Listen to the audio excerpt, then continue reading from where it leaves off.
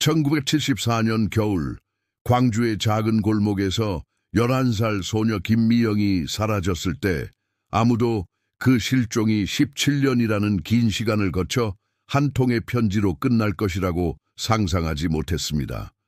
그리고 그 편지가 담고 있던 내용은 어머니 박순자 씨의 심장을 멈춰 세울 만큼 충격적이었습니다. 미영이가 보낸 것이 분명한 그 편지에는 단 한 줄만 적혀 있었습니다. 엄마, 나는 아직 살아있어요. 하지만 집에 돌아갈 수 없어요.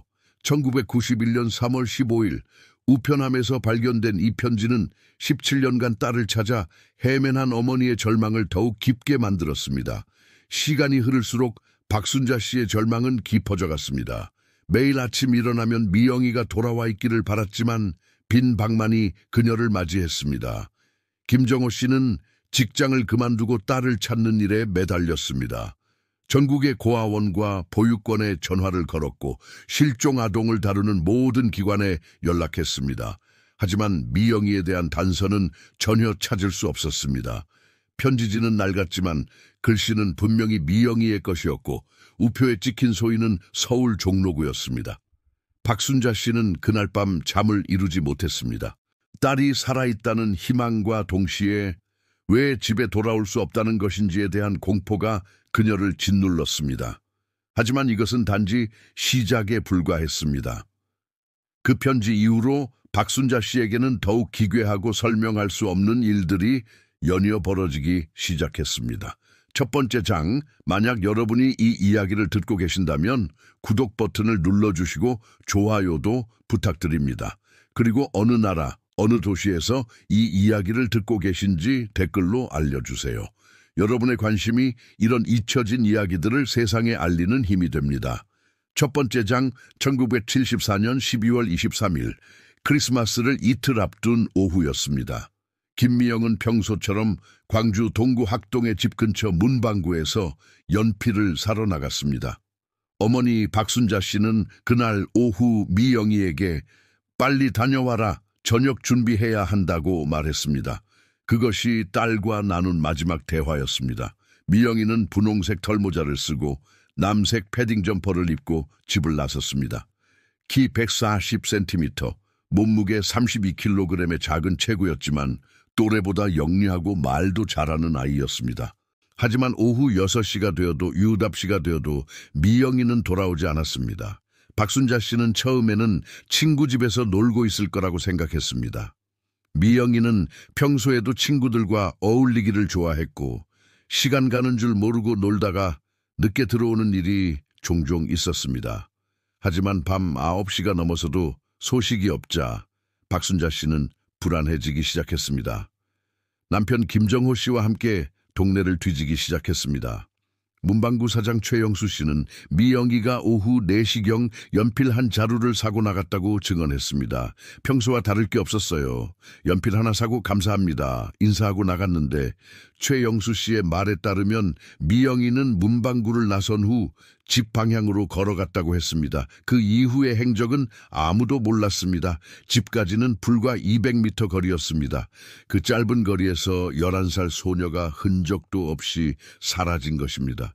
다음 날 새벽 박순자 씨는 광주 동부경찰서에 실종 신고를 접수했습니다. 당시 담당 형사였던 이철수 경위는 아이들이 가출하는 경우가 많으니 며칠 더 기다려보라고 말했습니다. 하지만 박순자 씨는 직감적으로 이것이 단순한 가출이 아니라는 것을 알고 있었습니다. 미영이는 집을 나갈 이유가 전혀 없었습니다. 부모와의 관계도 좋았고 학교 성적도 우수했으며 특별한 고민이나 문제도 없었습니다. 경찰의 수사는 미온적이었습니다. 1970년대 중반, 실종 아동에 대한 수사 시스템은 지금처럼 체계적이지 않았습니다. 며칠 후 이철수 경위는 박순자 씨에게 아마 서울로 올라갔을 것이라며 서울에 친척이나 아는 사람이 있는지 확인해보라고 조언했습니다. 하지만 김 씨 가족에게는 서울의 연고가 전혀 없었습니다. 박순자 씨와 김정호 씨는 광주 토박이었고 친척들도 모두 전라도 지역에 살고 있었습니다. 그리고 그 편지가 담고 있던 내용은 다음 날 새벽 박순자 씨는 광주 동부경찰서에 실종 신고를 접수했습니다. 당시 담당 형사였던 이철수 경위는 아이들이 가출하는 경우가 많으니 며칠 더 기다려보라고 말했습니다. 하지만 박순자 씨는 직감적으로 이것이 단순한 가출이 아니라는 것을 알고 있었습니다. 미영이는 집을 나갈 이유가 전혀 없었습니다. 부모와의 관계도 좋았고 학교 성적도 우수했으며 특별한 고민이나 문제도 없었습니다. 미영이가 보낸 것이 분명한 그 편지에는 단 한 줄만 적혀 있었습니다. 편지지는 낡았지만 글씨는 분명히 미영이의 것이었고 우표에 찍힌 소인은 서울 종로구였습니다. 시간이 흐를수록 박순자 씨의 절망은 깊어져 갔습니다. 매일 아침 일어나면 미영이가 돌아와 있기를 바랐지만 빈 방만이 그녀를 맞이했습니다. 김정호 씨는 직장을 그만두고 딸을 찾는 일에 매달렸습니다. 전국의 고아원과 보육원에 전화를 걸었고 실종 아동을 다루는 모든 기관에 연락했습니다. 하지만 미영이에 대한 단서는 전혀 찾을 수 없었습니다. 1975년 봄이 되자 주변 사람들은 슬슬 포기하라고 조언하기 시작했습니다. 이제 받아들여야 한다, 새로운 시작을 해야 한다는 말들이 박순자 씨의 귀에 들려왔습니다. 하지만 어머니의 마음은 그럴 수 없었습니다. 매일 밤 미영이의 방에 앉아 딸이 돌아오기를 기다렸습니다. 미영이가 좋아하던 인형들과 책들은 그대로 두었고 옷장 속 옷들도 손대지 않았습니다. 엄마, 나는 아직 살아있어요. 하지만 집에 돌아갈 수 없어요. 만약 여러분이 이 이야기를 듣고 계신다면 구독 버튼을 눌러주시고 좋아요도 부탁드립니다. 그리고 어느 나라, 어느 도시에서 이 이야기를 듣고 계신지 댓글로 알려주세요. 여러분의 관심이 이런 잊혀진 이야기들을 세상에 알리는 힘이 됩니다. 어머니 박순자 씨의 심장을 멈춰 세울 만큼 충격적이었습니다. 그런데 이상한 일이 벌어지기 시작했습니다. 1975년 여름 박순자 씨는 꿈에서 미영이를 보기 시작했습니다. 꿈속에 미영이는 울고 있었고 입을 움직이고 있었지만 소리는 들리지 않았습니다. 처음에는 단순한 꿈이라고 생각했지만 같은 꿈이 계속 반복되자 박순자 씨는 불안해졌습니다. 더욱 기괴한 것은 꿈속에 미영이가 점점 나이를 먹어가고 있다는 것이었습니다. 박순자 씨는 꿈에서 본 장면들을 자세히 기록하기 시작했습니다. 미영이가 입고 있던 옷, 방의 모습, 창문 너머 풍경까지 모든 것을 적어두었습니다. 그리고 그 기록들을 가지고 다시 경찰서를 찾아갔습니다. 하지만 이철수 경위는 꿈은 꿈일 뿐이라며 상대해주지 않았습니다. 두 번째 장, 이철수 경위는 이번에는 좀 더 진지하게 사건을 다뤘습니다. 털모자에서 지문을 채취했지만 미영이의 것 외에는 발견되지 않았습니다. 모자를 가져다 놓은 사람은 매우 조심스럽게 행동한 것 같았습니다. 주변 상인들과 이웃들을 대상으로 다시 한번 조사가 이루어졌지만 수상한 사람을 본 사람은 아무도 없었습니다. 하지만 박순자 씨는 포기하지 않았습니다. 1976년 가을, 그녀는 홀로 서울행 기차에 몸을 맡겼습니다. 꿈에서 본 그 높은 건물들을 찾기 위해서였습니다. 서울역에 도착한 박순자 씨는 며칠 동안 서울 시내를 돌아다녔습니다. 종로, 명동, 강남, 높은 건물이 있는 곳이라면 어디든 찾아다녔습니다. 하지만 꿈에서 본 그 정확한 풍경을 찾을 수는 없었습니다. 실망한 채 광주로 돌아온 박순자 씨를 기다리고 있던 것은 더욱 충격적인 소식이었습니다. 그녀가 서울에 있는 동안 집 앞에 누군가가 미영이의 분홍색 털모자를 놓고 갔다는 것이었습니다. 김정호 씨가 발견했을 때 털모자는 깨끗했고 마치 방금 세탁한 것처럼 보였습니다.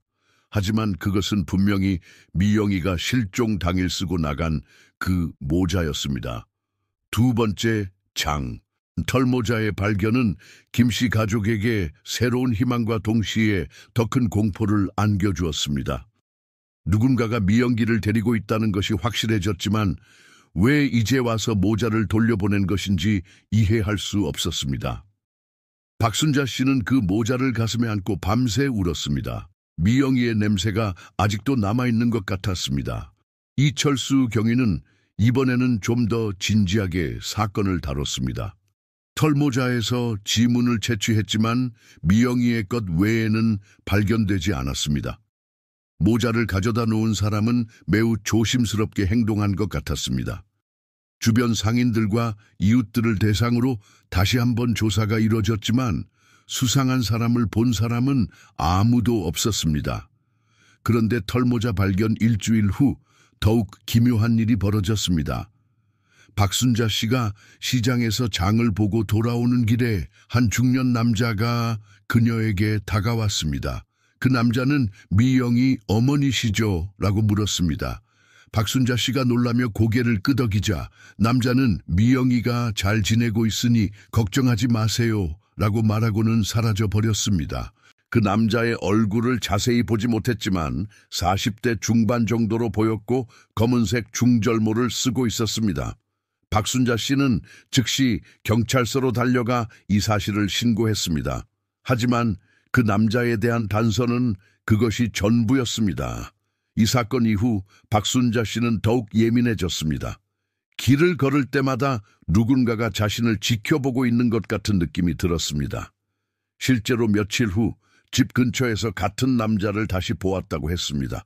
하지만 김정호 씨나 다른 가족들은 그 남자를 본 적이 없었습니다. 사람들은 박순자 씨가 스트레스로 인해 환각을 보는 것이 아닌가 하고 걱정하기 시작했습니다. 이 사건 이후 박순자 씨는 더욱 예민해졌습니다. 길을 걸을 때마다 누군가가 자신을 지켜보고 있는 것 같은 느낌이 들었습니다. 실제로 며칠 후 집 근처에서 같은 남자를 다시 보았다고 했습니다. 하지만 김정호 씨나 다른 가족들은 그 남자를 본 적이 없었습니다. 사람들은 박순자 씨가 스트레스로 인해 환각을 보는 것이 아닌가 하고 걱정하기 시작했습니다. 1977년이 되자 사건은 새로운 국면을 맞았습니다. 광주 MBC에서 실종 아동을 다루는 프로그램에서 미영이 사건을 방송했습니다. 방송 후 몇 건의 제보가 들어왔습니다. 그중 가장 주목할 만한 것은 서울 종로구에서 미영이와 비슷한 아이를 봤다는 증언이었습니다. 제보자는 종로구 인사동 근처의 한 찻집에서 일하는 여성이었습니다. 박순자 씨는 그 남자를 쫓아가려 했지만 이미 사람들 사이로 사라진 후였습니다. 그 여성 이순희 씨의 증언에 따르면 1976년 여름경 찻집에 중년 남자가 어린 소녀와 함께 온 적이 있었다고 했습니다. 그 소녀는 말이 거의 없었고 매우 수줍어했으며 남자를 아버지라고 부르지 않았다고 했습니다. 이순희 씨는 그 상황이 어색해서 기억에 남았다고 했습니다. 소녀의 나이는 13, 14세 정도로 보였고 얼굴이 방송에서 본 미영이와 매우 비슷했다고 증언했습니다. 하지만 박순자 씨는 포기하지 않았습니다. 1976년 가을 그녀는 홀로 서울 행기차에 몸을 맡겼습니다. 꿈에서 본 그 높은 건물들을 찾기 위해서였습니다. 서울역에 도착한 박순자 씨는 며칠 동안 서울 시내를 돌아다녔습니다. 종로, 명동, 강남, 높은 건물이 있는 곳이라면 어디든 찾아다녔습니다. 하지만 꿈에서 본 그 정확한 풍경을 찾을 수는 없었습니다. 그런데 털모자 발견 일주일 후 더욱 기묘한 일이 벌어졌습니다. 박순자 씨가 시장에서 장을 보고 돌아오는 길에 한 중년 남자가 그녀에게 다가왔습니다. 그 남자는 미영이 어머니시죠? 라고 물었습니다. 박순자 씨가 놀라며 고개를 끄덕이자 남자는 미영이가 잘 지내고 있으니 걱정하지 마세요 라고 말하고는 사라져 버렸습니다. 털모자의 발견은 김씨 가족에게 새로운 희망과 동시에 더 큰 공포를 안겨주었습니다. 누군가가 미영이를 데리고 있다는 것이 확실해졌지만 왜 이제 와서 모자를 돌려보낸 것인지 이해할 수 없었습니다. 박순자 씨는 그 모자를 가슴에 안고 밤새 울었습니다. 미영이의 냄새가 아직도 남아있는 것 같았습니다. 실망한 채 광주로 돌아온 박순자 씨를 기다리고 있던 것은 더욱 충격적인 소식이었습니다. 그녀가 서울에 있는 동안 집 앞에 누군가가 미영이의 분홍색 털모자를 놓고 갔다는 것이었습니다. 김정호 씨가 발견했을 때 털모자는 깨끗했고 마치 방금 세탁한 것처럼 보였습니다. 하지만 그것은 분명히 미영이가 실종 당일 쓰고 나간 그 모자였습니다. 박순자 씨는 즉시 서울로 올라가 이순희 씨를 만났습니다. 이순희 씨는 그 소녀가 입고 있던 옷까지 자세히 기억하고 있었습니다. 회색 원피스에 검은색 가디건을 입고 있었고 머리는 단발로 자른 상태였다고 했습니다. 박순자 씨는 미영이의 사진을 보여줬고 이순희 씨는 맞는 것 같다고 확신했습니다. 하지만 그 남자와 소녀는 그 이후로 다시 찻집에 나타나지 않았습니다. 이순희 씨는 그들이 한 번 더 왔을 때 경찰에 신고하려고 했지만 기회가 없었다고 아쉬워했습니다. 박순자 씨는 며칠 동안 인사동 일대를 돌아다니며 미영이를 찾았지만 아무런 소득이 없었습니다. 서울에서의 수색이 실패로 돌아간 후 박순자 씨는 깊은 절망에 빠졌습니다. 희망을 가졌다가 다시 실망하는 일이 반복되면서 그녀의 정신 상태는 더욱 악화되었습니다. 김정호 씨는 아내가 걱정되어 정신과 상담을 받아보라고 권했지만 박순자 씨는 완강히 거부했습니다. 1978년 봄 또 다른 이상한 일이 벌어졌습니다. 박순자 씨의 꿈에서 미영이가 다시 나타났는데 이번에는 말을 할 수 있었습니다. 꿈속의 미영이는 엄마, 나는 괜찮아요. 하지만 아직 집에 갈 수 없어요. 조금만 더 기다려주세요 라고 말했습니다. 그리고 편지를 보낼게요 라고 덧붙였습니다. 편지를 받은 후 박순자 씨는 다시 서울로 향했습니다. 이번에는 종로구 일대를 샅샅이 뒤졌습니다. 미영이가 어딘가에 있을 것이라고 믿었기 때문입니다. 하지만 서울은 너무 넓었고 단서는 우편 소인뿐이었습니다. 며칠 동안의 수색은 아무런 결과를 가져오지 못했습니다.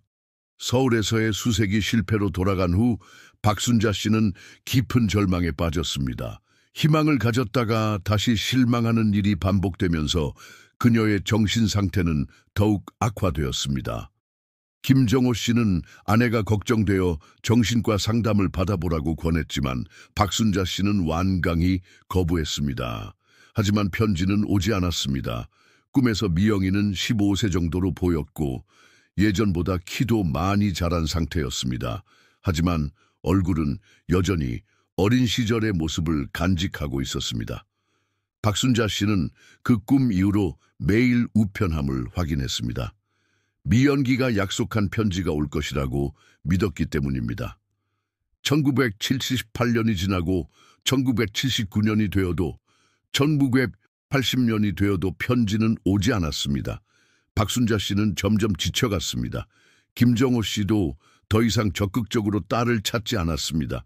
현실을 받아들이기 시작한 것입니다. 박순자 씨는 즉시 서울로 올라가 이순희 씨를 만났습니다. 이순희 씨는 그 소녀가 입고 있던 옷까지 자세히 기억하고 있었습니다. 회색 원피스에 검은색 가디건을 입고 있었고 머리는 단발로 자른 상태였다고 했습니다. 박순자 씨는 미영이의 사진을 보여줬고 이순희 씨는 맞는 것 같다고 확신했습니다. 1987년 박순자 씨는 작은 원룸으로 이사했습니다. 하지만 미영이의 물건들은 모두 가져갔습니다. 인형, 책, 옷가지까지 모든 것을 새 집으로 옮겼습니다. 그리고 매일 밤 미영이의 사진 앞에서 기도했습니다. 딸이 무사히 돌아오기를, 그리고 자신이 살아있는 동안 다시 만날 수 있기를 간절히 바랐습니다. 박순자 씨는 그 꿈을 매우 생생하게 기억했습니다. 그런데 1990년 겨울 박순자 씨에게 이상한 전화가 걸려왔습니다. 여자 목소리였는데 미영이 엄마시죠? 미영이가 곧 연락할 거예요 라고 말하고는 끊어버렸습니다. 박순자 씨는 그 목소리가 누구인지 알 수 없었습니다. 하지만 그 전화 이후로 그녀는 다시 희망을 품기 시작했습니다. 세 번째 장 1991년 3월 15일 오후 박순자 씨는 평소처럼 우편함을 확인했습니다. 그리고 그곳에서 17년 동안 기다려온 그 편지를 발견했습니다. 발신인 이름은 없었지만 주소는 서울 종로구로 되어 있었습니다. 편지지는 낡아 보였지만 글씨는 분명히 미영이의 것이었습니다. 박순자 씨는 손이 떨려 편지를 제대로 잡을 수도 없었습니다. 박순자 씨는 즉시 경찰서로 달려갔습니다. 하지만 이철수 경위는 이미 퇴직한 상태였고 새로운 담당자는 이 사건에 대해 잘 알지 못했습니다. 편지에 대한 필적 감정을 의뢰했지만 17년 전의 미영이 글씨와 비교할 만한 자료가 부족했습니다. 편지 내용은 충격적이었습니다. 엄마, 나는 아직 살아있어요. 하지만 집에 돌아갈 수 없어요. 나를 찾지 마세요. 나는 이제 다른 사람이 되었어요. 엄마가 행복하게 살았으면 좋겠어요. 미영이가. 그것이 편지의 전부였습니다. 박순자 씨는 그 편지를 읽고 또 읽었습니다. 딸이 살아있다는 기쁨과 동시에 왜 돌아올 수 없다는 것인지에 대한 절망이 그녀를 엄습했습니다. 11살 아이의 글씨와 28살 성인의 글씨를 비교하는 것도 쉽지 않았습니다. 하지만 그 남자와 소녀는 그 이후로 다시 찻집에 나타나지 않았습니다. 이순희 씨는 그들이 한 번 더 왔을 때 경찰에 신고하려고 했지만 기회가 없었다고 아쉬워했습니다. 박순자 씨는 며칠 동안 인사동 일대를 돌아다니며 미영이를 찾았지만 아무런 소득이 없었습니다. 그런데 박순자 씨가 서울에 있는 동안 광주의 집에 또 다른 편지가 도착했습니다. 이번에는 김정호 씨가 받았습니다. 편지에는 아빠, 엄마를 그만 괴롭히세요. 나는 돌아가고 싶지 않아요. 나를 찾지 마세요. 라고 적혀 있었습니다. 김정호 씨는 그 편지를 보고 깊은 혼란에 빠졌습니다. 미영이가 정말 살아있다면 왜 집에 돌아오지 않으려는 것일까요? 편지를 받은 후 박순자 씨는 다시 서울로 향했습니다. 이번에는 종로구 일대를 샅샅이 뒤졌습니다. 미영이가 어딘가에 있을 것이라고 믿었기 때문입니다. 하지만 서울은 너무 넓었고 단서는 우편 소인뿐이었습니다. 며칠 동안의 수색은 아무런 결과를 가져오지 못했습니다. 그런데 박순자 씨가 서울에 있는 동안 광주의 집에 또 다른 편지가 도착했습니다. 이번에는 김정호 씨가 받았습니다. 편지에는 아빠, 엄마를 그만 괴롭히세요. 나는 돌아가고 싶지 않아요. 나를 찾지 마세요. 라고 적혀 있었습니다. 김정호 씨는 그 편지를 보고 깊은 혼란에 빠졌습니다. 미영이가 정말 살아있다면 왜 집에 돌아오지 않으려는 것일까요? 박순자 씨가 광주로 돌아와 두 번째 편지를 보았을 때 그녀는 뭔가 이상하다는 것을 느꼈습니다. 첫 번째 편지와 두 번째 편지의 글씨체가 미묘하게 달랐습니다. 또한 미영이가 아버지를 아빠라고 부른 적이 없었습니다. 어린 시절부터 항상 아버지라고 불렀었습니다. 박순자 씨는 누군가가 미영이를 흉내내어 편지를 쓰고 있는 것이 아닌가 하는 의심을 품기 시작했습니다. 1991년 여름 세 번째 편지가 도착했습니다. 이번 편지는 더욱 구체적이었습니다. 엄마, 나는 서울에서 결혼해서 살고 있어요. 남편도 있고 아이도 있어요. 과거는 잊고 싶어요.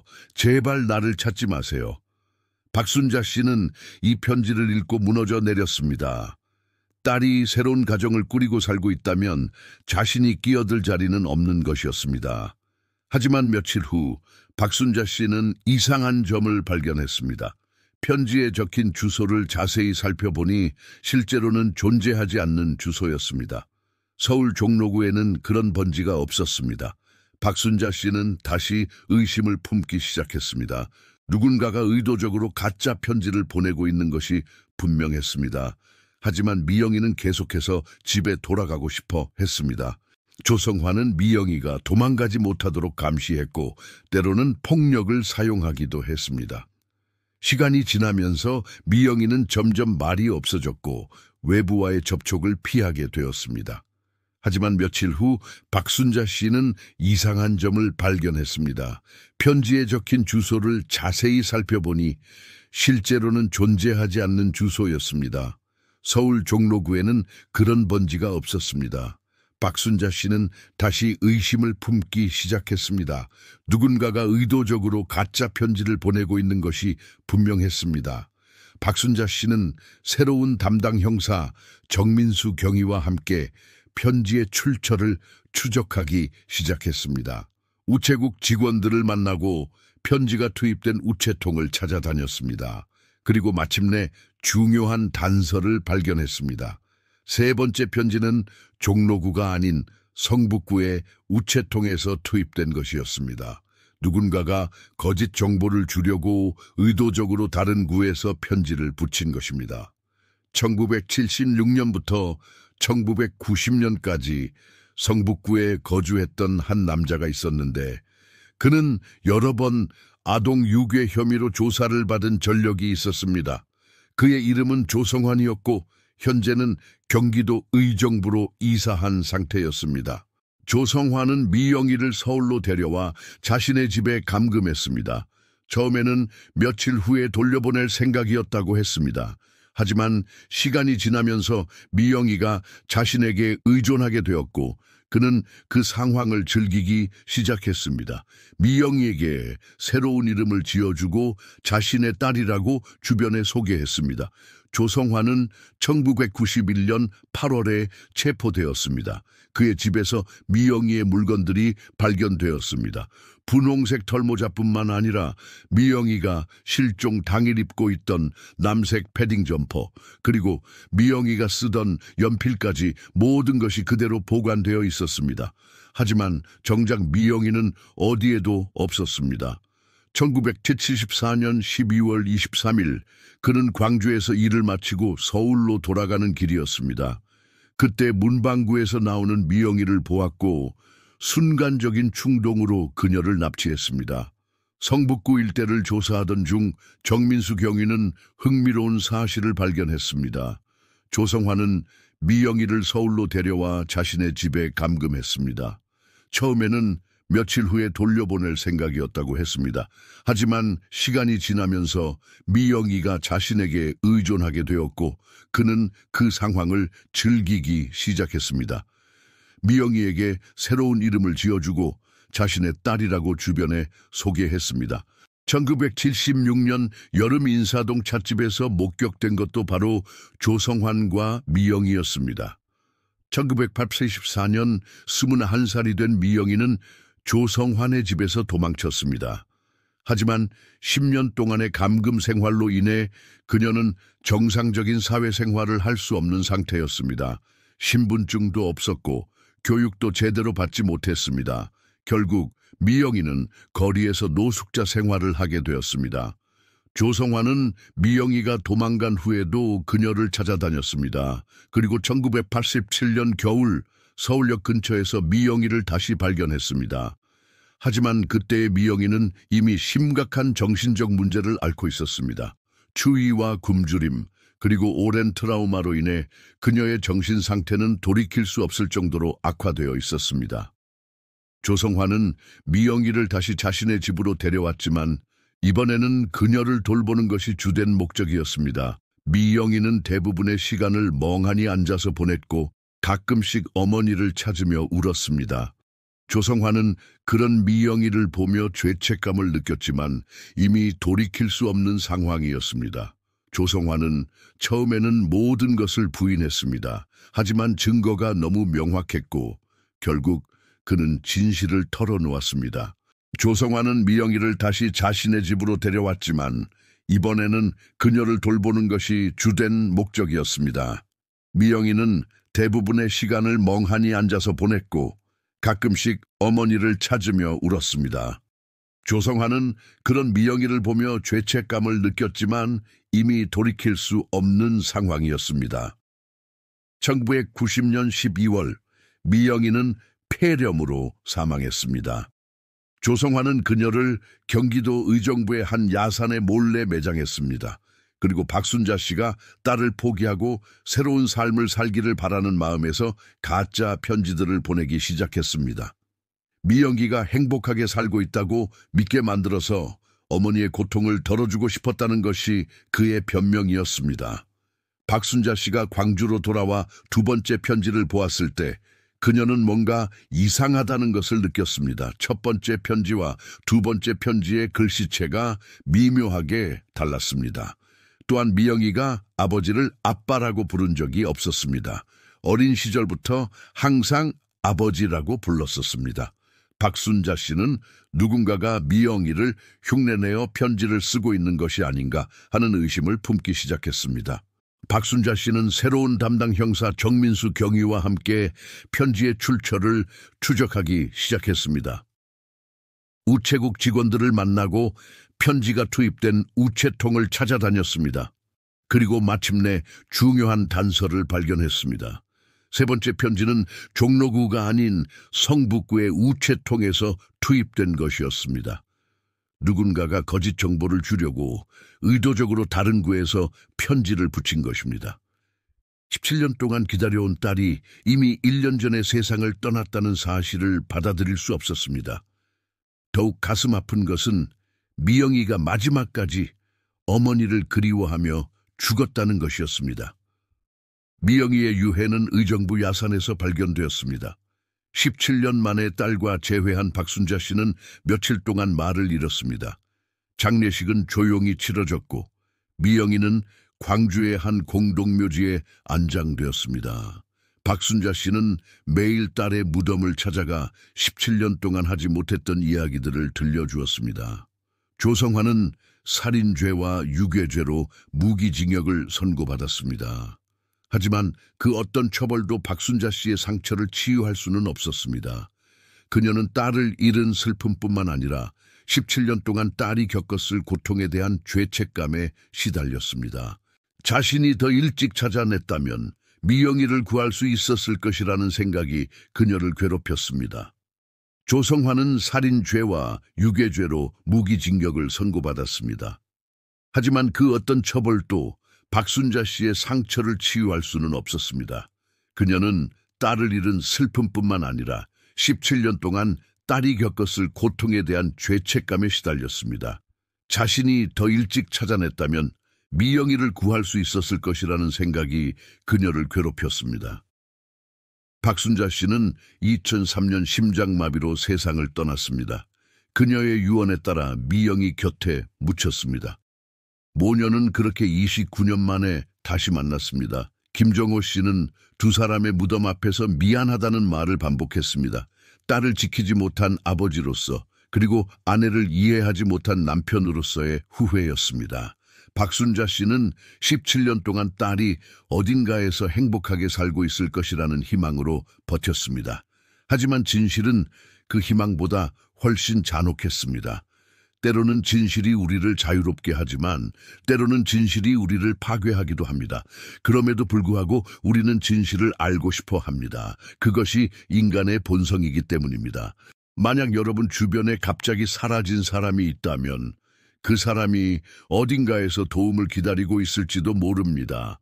포기하지 마세요. 하지만 동시에 현실을 받아들일 준비도 해야 합니다. 때로는 우리가 원하는 결말과 현실이 다를 수 있기 때문입니다. 여러분은 어떻게 생각하시나요? 진실을 아는 것이 항상 옳은 일일까요? 조성환의 자백을 들은 박순자 씨는 그 자리에서 쓰러졌습니다. 만약 여러분 주변에 갑자기 사라진 사람이 있다면 그 사람이 어딘가에서 도움을 기다리고 있을지도 모릅니다. 포기하지 마세요. 하지만 동시에 현실을 받아들일 준비도 해야 합니다. 때로는 우리가 원하는 결말과 현실이 다를 수 있기 때문입니다. 여러분은 어떻게 생각하시나요? 진실을 아는 것이 항상 옳은 일일까요?